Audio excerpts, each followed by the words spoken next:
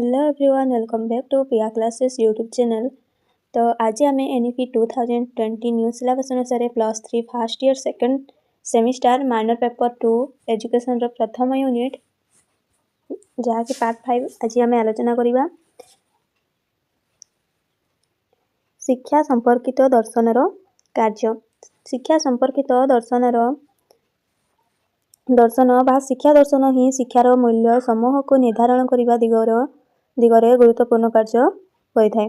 शिक्षा संपर्कित दर्शन विभिन्न पाठ्य सहित बा पाठ्य विषय शिक्षादान निमंते क्यों शिक्षादान पद्धति प्रयोज्य हेब ताहा स्थिर करिथाय। शिक्षा संपर्कित दर्शन मूल्यांकन पद्धति केउं प्रकारर किपरि ओ केबे कराजिबो उचित ताहा संपर्क रे स्थिर मध्य कराजाय बा करिथाय।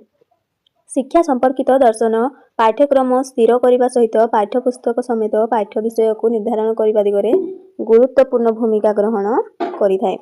शिक्षा संपर्कित दर्शन शिक्षायतन तथा शिक्षा व्यवस्था रे श्रृंखला बा अनुशासन केउं प्रकारर बा किपरि हेबार आवश्यकता रहिछि ताहा सूचई थाए। शिक्षा संपर्कित दर्शन शिक्षार्थी मानकर भूमिका कार्यधार और शिक्षक मानक सहित संपर्क किपरि हेबा उचित से संपर्क रे मार्गदर्शन कराई थाए।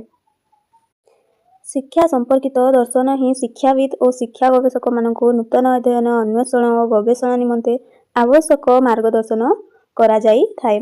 शिक्षा संपर्कित दर्शन आधुनिक समय समस्या को मुकाबिला करी उन्नतिर चरम सोपान रे पहुंचीबा निमंते आगामी वंशधर मानक प्रस्तुत करिबारे गुरुत्वपूर्ण भूमिका ग्रहण करिथाय। परिशेष रे एतिकी कुहा जाई पारे जे प्रत्येक दर्शनर भित्तिभूमि उपरे शिक्षार सौध दंडायमान होइथाय। जदि दर्शन रजनीगंधा पुष्प हुए तेबे शिक्षा तार सुरभि जहाँकि समग्र विश्व बगीचा को महकाई देइथाय।